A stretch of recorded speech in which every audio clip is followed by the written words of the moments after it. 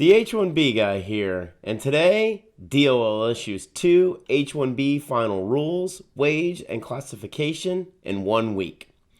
But before we get started, I'd like to ask you, if you haven't already, to please subscribe to the H1B Guy channel here on YouTube and like this video so that I can continue to produce more content like this for you.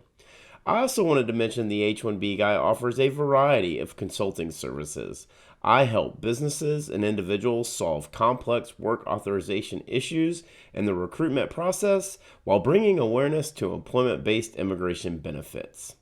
Today's post is brought to you by RecruiterNetworks.com, the smart solution for digital perm ads since 2001. As I reported last week on the H1B Guy news for January 15th, 2021, that back on January 12th of last week, the Department of Labor released a final rule that was a follow-up to the original interim final rule from October 6th, 2020, named Strengthening Wage Protections for the Temporary and Permanent Employment of Certain Aliens in the United States. That would take effect on March 15th, 2021, but not begin until July 1st of 2021. The two main takeaways I have from this final rule are the transition wage level rates and transition wage dates. Say that 3 times fast. Transition wage level rates and transition wage dates.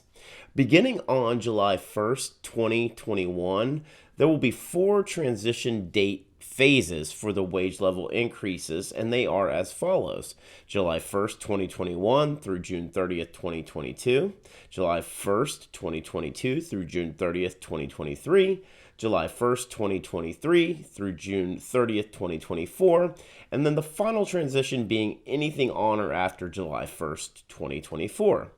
The total increases for continuing employment wage levels are as follows. Level 1, 35th percentile, increasing by 18%. Level 2, 53rd percentile, increasing by 19%. Level 3, 72nd percentile, increasing by 22%. And level 4, 90th percentile, increasing by 23%.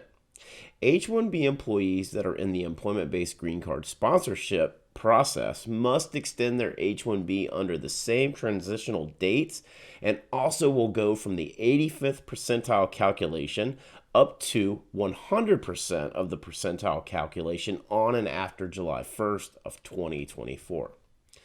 As I predicted in my 7 predictions for 2021, I believe the Department of Labor will eventually implement a wage level percentile increase, but I don't think it will be what we were given from them last week. We'll see if President Biden's administration will follow through on their claims of rescinding last-minute regulations, the midnight laws, if you will, specifically the H-1B rules that have been released in the last week here in the next few days. Then on Friday, January 15th, 2021, the Department of Labor released another final rule called Strengthening the H-1B Non-Immigrant Visa Classification Program, aimed at determining and further clarifying the employer-employee relationship. There is so much to unpack here with this one, and rightfully so. I know a lot of channels have already reported and discussed this. I've been asked a lot of questions from a lot of you through DMs on this, but I want to give you a different perspective, as I've spent my entire career in the private sector building and delivering recruitment strategies, so I can speak to how it's going to impact consulting and staffing firms and their clients. Most of those out there that have covered this are going to break it down from a legal or a personal point of view, while I'm going to bring all 3, employer, employee, and legal sides together. My friend Roman from GMI Rocket broke it down on his LinkedIn feed like this. Quote, 1, an LCA submitted by both entities. 2, an H-1B petition filed by both entities. And 3, a PAF, public access file, created and maintained by both entities. The DOL states that, quote, data published by OFLC indicates that in fiscal year 2019, approximately 39% of certified H1B LCAs with available data were for placements with a secondary entity. The U.S. Government Accountability Office, GAO, reported in 2011 that in fiscal year 2009, 10 of the top 85 H1B hiring employees participated in staffing arrangements, and that these 10 employers garnered nearly 11,456 approvals, representing about 6% of all H1B approvals. These concerns are well placed. If a primary employer places an H-1B worker with a secondary employer that has not filed an LCA, the Wage and Hour Division, WHD, is unable to hold the secondary employer responsible for compliance with the H-1B provisions. As a result, U.S. workers employed by the secondary employer retain few protections in the course of their work. Back on October 6, 2020, when the initial H-1B IFR was released, I tweeted, quote, "Mark this date, the death of the third-party consultant." If this final rule is to remain intact, then that statement couldn't be more accurate. Consulting and staffing firms have a hard enough time getting end clients to sign off on end client letters as part of any H-1B petition. Now, the end client is going to be responsible for filing LCAs, filing H-1B petitions, and maintaining public access files for any H-1B employee working on their client worksite? I can hear one of my former colleagues' words very vividly right now. You want me to ask my client to do what? Why the hell would they ever consider doing that? While there are few organizations that are willing to do so, the H-1B contingency labor force that has filled these very niche, high-skilled openings will no longer be a viable option. The benefits eligibility criteria addresses uniformity for the secondary employer, including salary levels, paid vacation and holidays, bonuses, and other perks must be provided to the H-1B employees working through consulting or staffing firms if they are not offered by the primary employer, but are offered by the secondary employer. I have some really bad news for you. This isn't going to happen.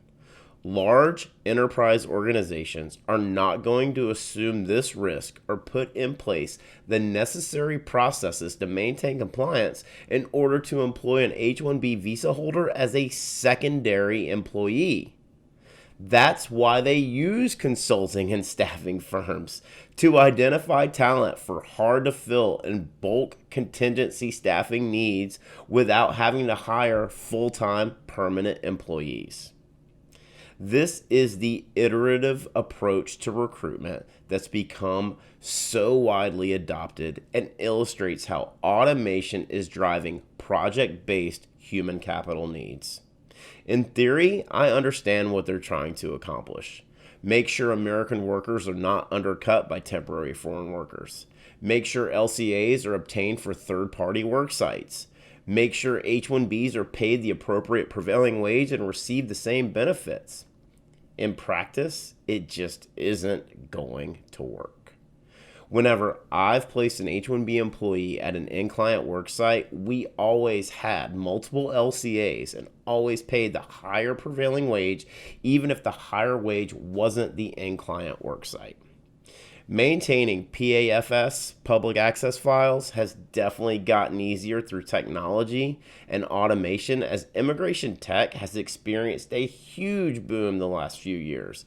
But it still requires a lot of hours and staff to keep its compliance, as ICE can walk through the door at any minute.